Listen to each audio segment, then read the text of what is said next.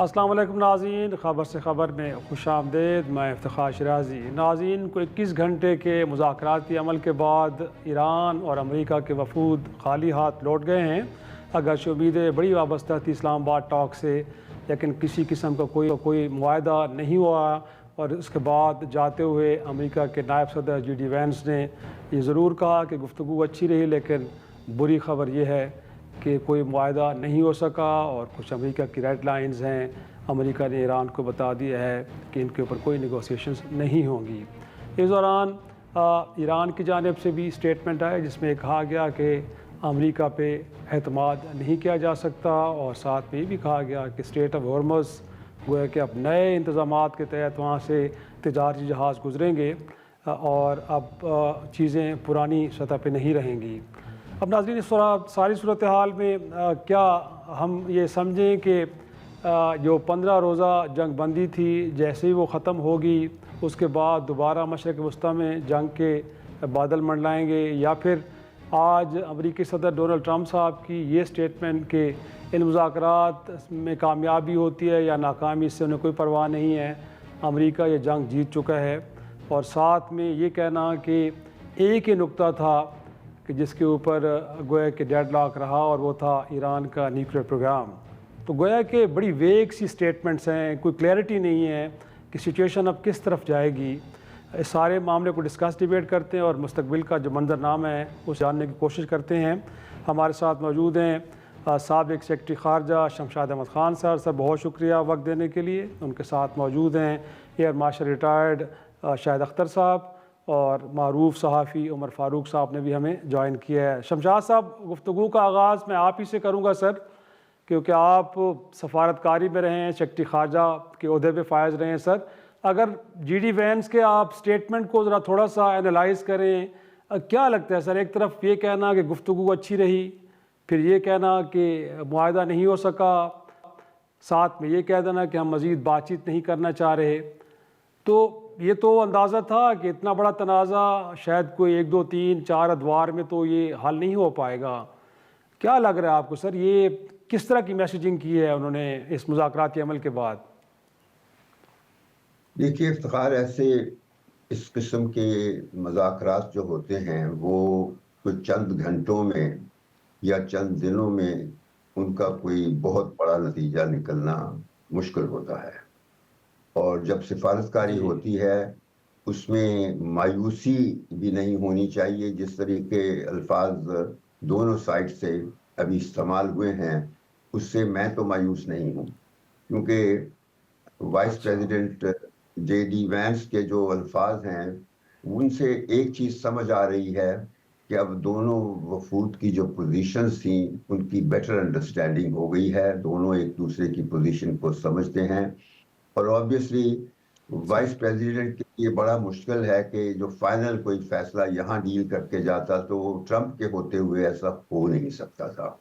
آپ کو پتا ہے کہ ٹرمپ کس نوعیت کا انسان ہے، کیونکہ وہ سیاستدان نہیں ہے، نہ وہ سفارتکار ہے، اور نہ ہی اس نے کوئی کسی قسم کے سیاسی فورم میں کبھی بھی کام کیا ہے، اور بس صرف پہلی ٹرم میں آیا تھا تو دنیا کا بحث کی تھی اس نے اس نیوکلیئر ڈیل کو ختم کر کے، جو کہ 9 سال بعد نیگوشیٹ کرنے کے بعد ان مغربی طاقتوں نے 5 پرماننٹ ممبرز نے پلس جرمنی نے نیگوشیٹ کیا تھا اور سائن ہوا تھا۔ وہ صرف نیتن یاہو کے کہنے پر اس نے اسکریچ کر دیا تھا، اور یہ نیتن یاہو کا شروع دن سے پٹھو ہے، obviously انڈرسٹینڈیبل ہے، کیونکہ یہ وہ پروڈکٹ ہے Donald Trump like perhaps many other American politicians جو ایپسٹین کی پیداوار ہیں۔ ایپسٹین جو ہے وہ موساد کی ایک نیٹ ورک ہے، اور وہاں پر وہ بہت پیسہ خرچ کر کے تفریح کا سامان مہیا کرتے ہیں امریکہ کے سیاستدانوں کو، اور وہ پھر انویسٹمنٹ ہوتی ہے الیکشن وغیرہ کے لیے۔ تو اس وجہ سے ٹرمپ سے بھی امید کرنا کہ وہ جلدی سے کوئی ڈیل کر لے گا، اس کی جو ساری فلسفی ہے وہ ایک جگہ آ کر مرکز ہو جاتی ہے، اور وہ یہ ہے کہ اس کو ذاتی فائدہ کہاں سے ہوگا۔ بس بزنس مین ہے، پوکر پلیئر ہے، یہ نہیں دیکھتا کہ امریکہ کے ورلڈ وائڈ مفادات کیا ہیں، لیکن یہ ہے کہ وہ اس کا اپنا ذاتی مفاد کیا ہے۔ اس نے ذاتی مفاد کی بنا پر، حالانکہ یہ نیوکلیئر پروگرام پر مسئلہ جو ہے اس پہ تو عین جنگ شروع ہونے سے 2 دن پہلے عمان میں جو جس قسم کی پروگرس ہو گئی تھی، عمان کے فارن منسٹر نے کہا تھا کہ ہم جی نے سارا قضیہ حل کر لیا تھا، اس کے باوجود اس نے ایران پر چڑھائی کی تھی. وہ ایران پر چڑھائی جو تھی وہ نیتن یاہو کی ایک شرط تھی جو یہ ٹال نہیں سکتا تھا، تو وہ چڑھائی تو ہو گئی. اور یہ خیال صحیح تھا اس کا، دونوں سائڈ سے یہی سوچا جا رہا تھا کہ ایران بس 2 دن میں ختم ہو جائے گا اور ہم اپنی مرضی کی ایک حکومت، شہزادوں پرانے شہزادے پھر رہے ہیں تو ان کی حکومت انسٹال کر جی دیں گے تو ایران ختم ہو جائے گا. تو اصل مسئلہ ہے کہ ایران جو صحیح ہے وہ ان کی توقعات سے برعکس اس نے ایک ہمت کی، حوصلہ کیا، کرج کی، ریزیلینس دکھائی، اور وہ ختم نہیں جی ہوئی ہے. ٹھیک ہے، پرسنالٹیز کو ہلاک کر صحیح دیا، شہید کر دیا انہوں نے، لیکن ان کا سسٹم بدستور قائم ہے. جو وہ اسلامی جمہوریہ کا سسٹم ہے وہ بالکل، ایک بندہ جاتا ہے صحیح فوراً اس کی ریپلیسمنٹ ہو جاتی ہے. تو اس لحاظ سے ایران اپنی صحیح پوزیشن پر قائم ہے. اور یہاں بھی بات چیت ہوئی ہے. میں بتا دوں آپ کو کہ ہرمز کا جی تو کوئی اتنا جھگڑا تھا ہی نہیں. ابنائے ہرمز کا وہ تو جنگ سے پہلے تو سب کاروبار چل رہا تھا. اب بھی جو شور جی ڈالتا ہے ٹرمپ کے، ہم صفائی کریں گے، ڈی مائننگ کریں گے، یہ سب تماشے ہیں جو ٹیکٹیکل طریقے ہوتے ہیں نا. اور ٹرمپ کو یہ تماشے کرنے کی اصل پتہ نہیں کہ کس طریقے سے کیا جاتے ہیں. وہ بے وقوفانہ باتیں کرتا ہے جی جب بھی کرتا ہے. تو اب سارے اس میں اب یہی ہے کہ اب ہمیں تھوڑا انتظار کرنا ہوگا. اور 2 ہفتوں کی جو سیز صحیح فائر ہے، یہ پاکستان کو اس بات کا بہت بڑا کریڈٹ جاتا ہے کہ ہم نے جنگ رکوائی اور صحیح یہ کم از کم بات چیت کا سلسلہ شروع کروا دیا. اب آگے اس کا نتیجہ جو ہے وہ آہستہ آہستہ وقت کے ساتھ نکلے گا. بس یہ ہے. مناسب پوائنٹ ٹیکر. میں ذرا ایئر مارشل صاحب کی طرف گفتگو کو لے کے جاتا ہوں. ایئر مارشل صاحب، انفیکٹ پاکستان جیسے شمشاد صاحب بھی کہہ رہے ہیں کہ بہت بڑی اچیومنٹ ہے کہ ہم دونوں پارٹیز کو ڈائلاگ ٹیبل پہ لے کے آئے، لیکن کہیں نہ کہیں یہ تاثر ملتا ہے کہ شاید پاکستان اس طرح کا مضبوط مصالحت کار نہیں تھا کہ جو ساری ڈائلاگ کو ڈومینیٹ کرتا اور تھوڑا سا پارٹیز کو مجبور کرتا کہ کسی سیٹلمنٹ کی طرف جائیں. مستقبل کا منظرنامہ آپ کو کیا لگ رہا ہے؟ کچھ اور مضبوط ممالک اس پروسیس کے اندر شریک ہوں گے، جیسے روس ہے، چین ہے؟ تو پھر ہم تصور کریں کہ اگر وہ بھی اس سارے پروسیس کے اندر کہیں اپنا ایک رول لے کے آتے ہیں تو پھر امید کی جا سکتی ہے کہ کوئی پیسفل سیٹلمنٹ کی طرف جایا جا سکتا ہے. جی شکریہ، thank you very much. It's an honour to be with Shamshad صاحب. اب میں نے ابھی کوئی 2 گھنٹے پہلے 5 سینیریوز دیے تھے کہ جو لائکلی ہوں گے، لیکن صورتحال پچھلے 1 گھنٹے میں یکسر تبدیل ہو گئی ہے. اس میں جو سینیریو 3 تھا وہ اپلیکیبل ہو گیا پریکٹیکلی، جس میں تھا کہ نیگوسیشنز بظاہراً امریکہ ختم کر دے گا اور ملٹری پریشر بڑھا دے گا. امریکہ نے بلاکیڈ کا اناؤنس کر دیا ہے. بلاکیڈ اس نے کہا ہے کہ میں نیول بلاکیڈ کر رہا ہوں، جس سے کوئی شپ نہ اندر جائے گا گلف میں، نہ باہر آئے گا. اب یہ ایک بڑی ایک سیریس ایسکیلیشن ہے. وار نہیں ہے، لیکن انہوں نے وار لائک کنڈیشنز کر دی. انہوں نے ابنائے ہرمز سے ایران کی لیوریج ختم کرنے کے لیے کی ہے اور اوبیسلی ایران کو اکنامکلی چوک کرنے کے لیے کر دیا ہے. اب یہ بڑی سیریس سچویشن ہوگی ایران کے لیے کہ کیا ایران ابھی ڈیفینسو پہ چلا جائے گا، کیونکہ ایران کے پاس اب آپشنز جو ہیں، وہ جو بلاکیٹ کرتا ہے وہ سی کنٹرول کرنے کی کوشش کرتا ہے اور دوسری پاور پھر سی ڈینائل کی طرف جاتی ہے.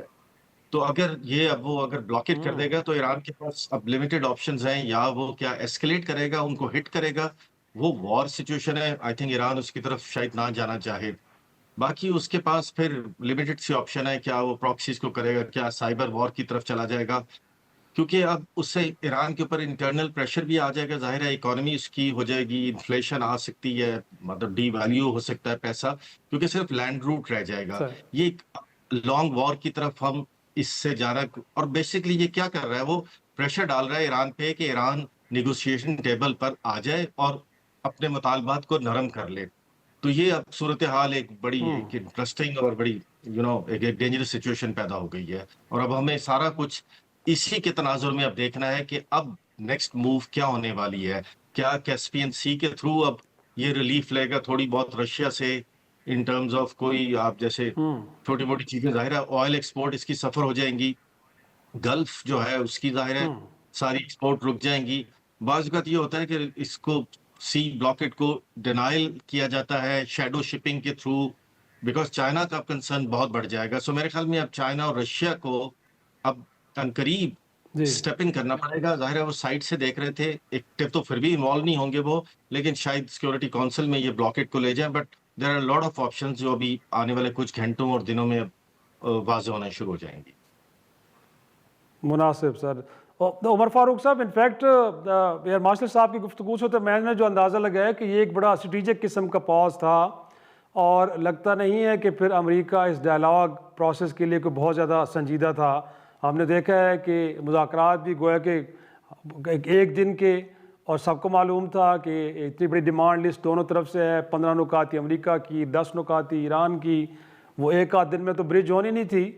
तो फिर आपको भी लगता है कि स्ट्रेटेजिक मूव लिया गया है, और फिर मिलिट्री फ्रंट के ऊपर एक नई स्ट्रेटजी बना के अगेन हम देख रहे हैं कि हालात फिर जंग की तरफ ही जाते हुए नज़र आ रहे हैं हमें? देखें, इसमें एक बात तो बहुत क्लियर है कि ये जो जंग थी, ये 40 दिन की जंग, इसमें अमेरिकन का और ईरानियंस का दोनों का बहुत शदीद नुकसान हुआ है. ईरानियंस का मिलिटरीली बहुत ज़्यादा नुकसान हुआ है. उनकी मिलिट्री डाउनग्रेड हो गई है, उनकी इंडस्ट्रियल कैपेसिटी डाउनग्रेड हो गई है, उनका इंफ्रास्ट्रक्चर डैमेज हो गया है, और प्रेसिडेंट ट्रंप जो है उसको पॉलिटिकली बहुत ज्यादा डैमेज हुआ है. डोमेस्टिक लेवल पे ये तक बात की जा रही है कि अमेरिकन मिलिट्री को प्रेसिडेंट ट्रंप के गैर कानूनी जो मेन स्ट्रीम के पॉलिटिशियंस हैं ये बात कर रहे हैं, कोई यूनाइटेड फ्रिंज अमेरिका की ये बात नहीं कर रही, उनके मेन स्ट्रीम के पॉलिटिशियन ये बात कर रहे हैं कि अमेरिकन मिलिट्री को प्रेसिडेंट ट्रंप के गैर कानूनी अहकामात मानने से इनकार कर देना चाहिए, और कॉन्स्टिट्यूशन उन्हें प्रोटेक्ट करेगा. I think this is a very damaging situation for any American president. और वहां पर डोमेस्टिक मसला ये है प्रेसिडेंट ट्रंप के लिए कि वो बहुत क्रिटिसाइज हुआ है विद इन अमेरिकन सोसाइटी इस वॉर के डिसीजन के हवाले से, और अगर वो सडनली इस वॉर को कंक्लूड करता है, जैसे कि नजर आ रहा है इन टॉक्स के जरिए पॉसिबिलिटी डेवलप हो रही है, ये टॉक्स अभी खत्म नहीं हुई, टॉक्स जारी हैं, अगर कंक्लूड होती है ये वॉर तो वो और ज्यादा क्रिटिसिज्म फेस करेगा. प्रेसिडेंट ट्रंप और ज्यादा अमेरिकन सोसाइटी में क्रिटिसिज्म फेस करेगा. उसके लिए बेहतरीन ऑप्शन इस वक्त यही है कि वो फेस सेविंग ले, और फेस सेविंग वो इस तरह लेता है कि एक वो कॉन्सिलिएटरी स्टेप लेता है, मतलब वो ये कहता है कि ये टॉक्स बहुत अच्छी हुई हैं, इनमें बहुत से पॉइंट्स कवर हुए हैं, साथ ही वो एस्केलेशन की बात करता है, वो कहता है मैं आबना हरमूज को ब्लॉकेट कर दूंगा, और इससे उसका मसला हल नहीं होता. मेरा ये ख्याल है ये गीदड़ बबकी से ज्यादा बात नहीं है, क्योंकि उसका मसला हल नहीं होता. मसला ये है कि उसके वॉर जाने की डिसीजन के वजह से पूरी दुनिया की इकोनॉमी बैठने वाली है. वेस्टर्न यूरोप की, ईस्टर्न एशिया की, इंडिया की, चाइना की, रशिया की तो नहीं, रशिया ऑयल रिच है, तो इन रीजन्स की इकोनॉमी बैठने वाली है. तीसरे महीने में इकोनॉमीज बैठना शुरू कर देंगी. तो उस पे ये इल्जाम आ रहा है कि जनाब आपकी वजह से पूरी दुनिया की इकोनॉमी डिस्टेबलाइज हो रही है. ईरान को तो नुकसान आप पहुंचा सकते हैं ब्लॉकेट करके, लेकिन आप दुनिया का मसला हल नहीं कर सकते कि दुनिया की इकोनॉमीज बहाल हो जाएं, उनको वो शौक ना लगे जो आपके फैसले की वजह से उनको लगने जा रहा है. तो मेरा ख्याल है प्रेसिडेंट ट्रंप का मसला ये है कि उसने आबना हरमूज खोलना है, आबना हरमूज को बंद करके ईरान को नुकसान पहुंचा के उसका मसला हल नहीं होता. प्रोग्राम में एक ब्रेक से वापस आएंगे, गुफ्तगू के सिलसिले को आगे बढ़ाते हैं.